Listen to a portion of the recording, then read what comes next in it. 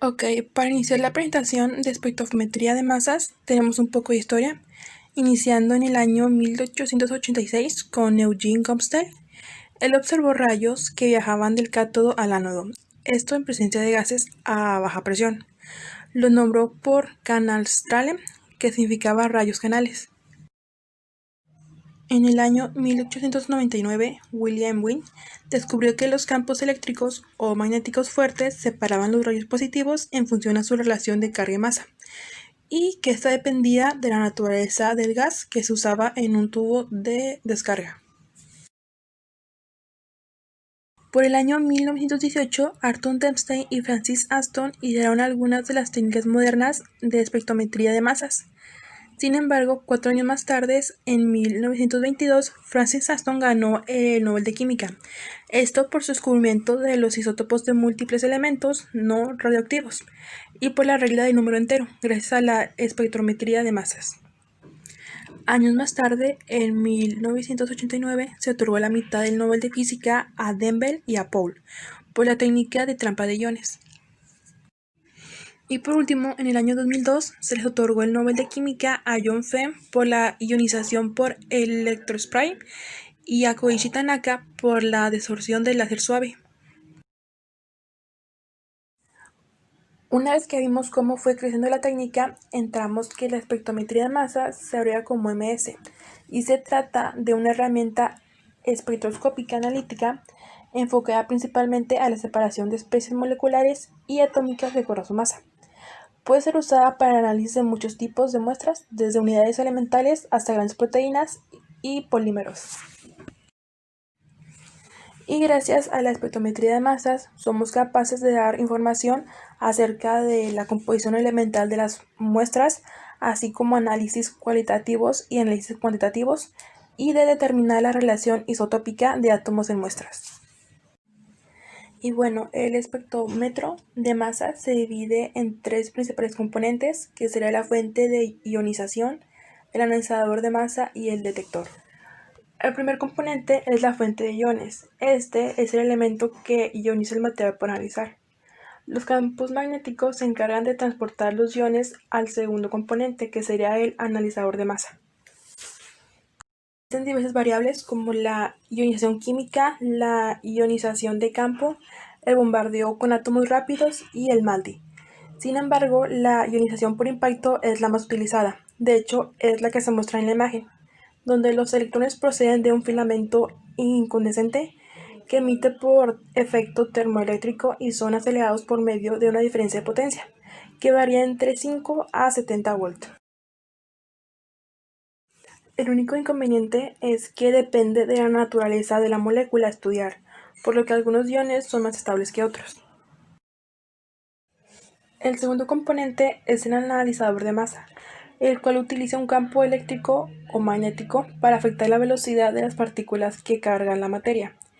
A causa de este campo, la trayectoria de los iones se ve desviada en función a su masa y carga. Existen diferentes variables como la trampa de iones, el tiempo de vuelo, pero el más utilizado es el cuadrupolo. En la imagen de la derecha vemos un esquema de un analizador de masas cuadrupolar. Por último, el detector, el cual registra la carga inducida cuando un ion pasa cerca o golpea la superficie.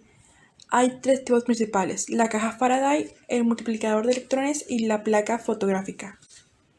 En cuanto a la adquisición y procesamiento de datos, tenemos que la salida análoga del detector es una señal de voltaje que varía en función del tiempo,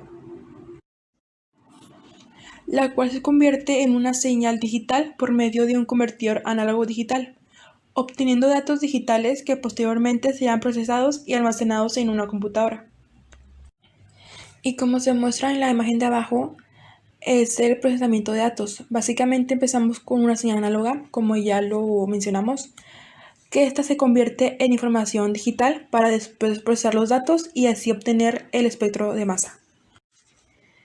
Y aquí tenemos el espectro de masa, el cual es el resultado final. Básicamente es una gráfica de intensidad relativa contra la relación carga-masa. Si observamos la imagen, veremos una flecha semiverde, la cual indica el pico más intenso en todo el espectro, la cual se llama pico base. y todos los demás picos se reportan en relación a la intensidad de esta.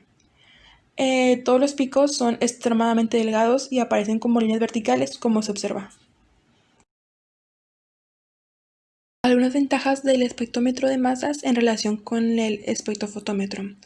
Tenemos que presentan límites de detección más sensibles, que los espectros son más sencillos y son únicos, también son de fácil interpretación, dan resultados en poco tiempo y trabajan con todo tipo de moléculas. En la imagen de la derecha tenemos unos diagramas que muestran los componentes. En el espectrofotómetro empezamos con la fuente de luz, la apertura, la muestra, el prisma, la segunda apertura y el detector. En el caso del espectrofotómetro de masas, tenemos que empezamos con una fuente de iones, la apertura, el imán, la segunda apertura y el detector. Y a manera de comparación, tenemos que el espectrofotómetro usa una fuente de luz, mientras que el otro una fuente de iones. Y que el espectrofotómetro usa un prisma, mientras que el espectro de masas un imán.